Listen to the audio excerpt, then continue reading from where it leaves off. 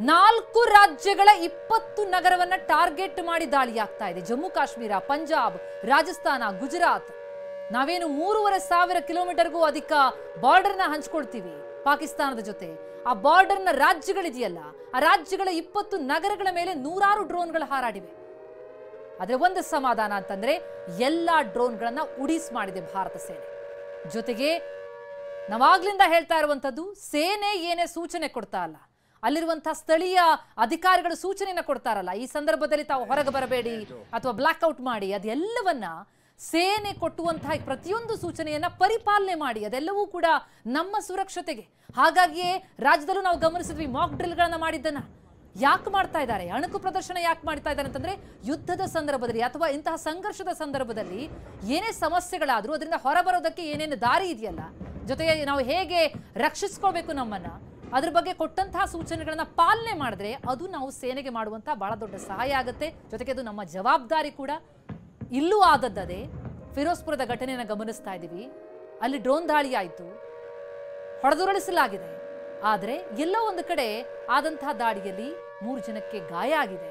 ಒಬ್ಬರ ಸ್ಥಿತಿ ಕೊಂಚ ಗಂಭೀರ ಅನ್ನುವಂಥ ಮಾಹಿತಿಗಳು ಬರ್ತಾ ಇದೆ. ಈ ರೀತಿ 20 ನಗರಗಳನ್ನ ಗುರಿಯಾಗಿಸಿಕೊಂಡು 4 ರಾಜ್ಯಗಳ ಮೇಲೆ ಗಡಿ ಪ್ರದೇಶಗಳಲ್ಲಿ ಪಾಕಿಸ್ತಾನ ದಾಳಿ ಮೇಲೆ ದಾಳಿ ಮಾಡ್ತಾ ಇದೆ. ಡ್ರೋನ್ ಮೇಲೆ ಡ್ರೋನ್ ಹಾರಿಸ್ತಾ ಇದೆ. 100ಕ್ಕೂ ಹೆಚ್ಚು ಡ್ರೋನ್ಗಳನ್ನ ಧ್ವಂಸ ಮಾಡಲಾಗಿದೆ ಈಗಾಗಲೇ ಭಾರತ. ಆಗ್ಲೇ ಅವಿನಾಶ್ ನಾವು ಮಾತನಾಡ್ತಾ ಇದ್ವಿ, ಇದು ಡ್ರೋನ್ ವಾರ್ನ ಎರ ಆಗ್ಬಿಟ್ಟಿದೆ ಅಂತ. ಆದ್ರೆ ಬರ್ತಾ ಇರುವ ಪ್ರತಿಯೊಂದು ದಾಳಿಯನ್ನು ಕೂಡ ಸದೆ ಬಡಿಯುವಂತ ಒಂದು ರಕ್ಷಾ ಕವಚ ನಮ್ಮ ಬಳಿ ಇದೆ ಅಂತ ಅನ್ನೋದು ಬಹಳ ದೊಡ್ಡ ಸಮಾಧಾನ. 4 ರಾಜ್ಯಗಳಲ್ಲಿ 20 ನಗರಗಳನ್ನ ಈಗ ಟಾರ್ಗೆಟ್ ಮಾಡಲಾಗ್ತಿದೆ. ಆಗ್ಲೇ ನಾವು ಹೇಳ್ತಾ ಇದ್ವಿ, ಯಾವುದನ್ನು ಕೂಡ ಟೇಕನ್ ಫಾರ್ ಗ್ರಾಂಟೆಡ್ ಅಂತ ಮಾಡ್ಕೋಬಾರ್ದು. ಹೌದು, ಶತ್ರುವನ್ನ ಯಾವಾಗ ನೀವು ಲಘುವಾಗಿ ಪರಿಗಣಿಸ್ತೀರ, ಆರ್ಮಿಯ ಕೆಲಸ ಮಾಡೋದಿಲ್ಲ. ಆದ್ರೆ ನಾವು ಜನ ಇದಿರಲ್ಲ, ಜನ ಇರೋರು ಅದ್ರ ಅರ್ಥ ಮಾಡ್ಕೊಳ್ಬೇಕು, ಸಾರ್ವಜನಿಕರು ನಾವು ಕೂಡ ಅಲರ್ಟ್ ಆಗಿರ್ಬೇಕು ಅಂತ. ಯಾಕಂದ್ರೆ ಸೇನೆಗೆ ನಾವು ಸಹಕಾರ ಕೊಡದೇ ಇದ್ರೆ ನಾವೇ ಮೇಲೂ ನಾವೇ ಗಟ್ಟಿ ಅನ್ನೋದನ್ನ ನಾವು ಪ್ರತಿ ಬಾರಿ ಅದನ್ನ ಹೇಳಬೇಕಾಗಿಲ್ಲ. ಆರ್ಮಿಗೆ ಗೊತ್ತಿದೆ ಯಾವ ರೀತಿ ಆಪರೇಷನ್ ಮಾಡಬೇಕು, ಎಲ್ಲಿ ಇವ್ರಿಗೆ ಹೊಡಿಬೇಕು, ಎಲ್ಲವೂ ಕೂಡ ಅವ್ರಿಗೆ ಗೊತ್ತಿದೆ. ಆದ್ರೆ ಸಾಮಾನ್ಯ ಜನ ಈಗ ಅವರು ಕೂಡ ಅಲರ್ಟ್ ಆಗಬೇಕಾಗಿದೆ. ಅಲ್ಲಿ ಅಧಿಕಾರಿ ಹೇಳ್ತಾ ಇದ್ರು, ಕಂಪ್ಲೀಟ್ ಬ್ಲಾಕ್ಔಟಿಂಗ್ ನಾವು ಹೇಳಿದ್ವಿ, ಆದ್ರೂ ಕೂಡ ದಾಳಿ ಆಗಿದೆ ಅಂತಂದ್ರೆ ಅಲ್ಲಿ ಒಂದಷ್ಟು ನೆಗ್ಲಿಜೆನ್ಸ್, ಜನ ಕೂಡ ಸ್ವಲ್ಪ ಕ್ಯಾಶುವಲ್ ಆಗಿ ಅಂಥದ್ದೇನು ಅಪಾಯ ಇಲ್ಲ ಅಂತ ತಗೊಂಡಿರೋದು ಕೂಡ ಆಗ್ತಾ ಇದೆ.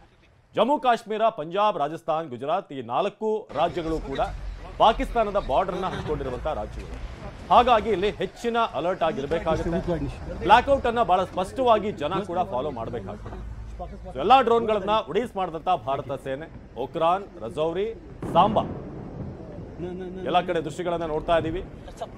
ಆದ್ರೆ ಕೆಲವೊಂದಷ್ಟು ಕಡೆ ಫಿರೋಜ್ಪುರದಲ್ಲಿ ಆಗಿರುವಂತಹ ಅಟ್ಯಾಕ್ ಏನಿದೆ ಅದು ಎಲ್ಲರಿಗೂ ಕೂಡ ಅಲರ್ಟ್, ಗಡಿ ಭಾಗದವ್ರಿಗೂ ಭಾರತದ ಎಲ್ಲರಿಗೂ ಕೂಡ. ಯಾಕಂದ್ರೆ ಯಾವ ಸಂದರ್ಭದಲ್ಲಿ ಎಲ್ಲಿ ಅಟ್ಯಾಕ್ ಆಗ್ತಿದೆ ಎಲ್ಲವನ್ನೂ ಕೂಡ 100% ಇಂಟರ್ಸೆಪ್ಷನ್ ಆಗುತ್ತೆ ಅನ್ನೋದು ಕಷ್ಟ ಆಗುತ್ತೆ.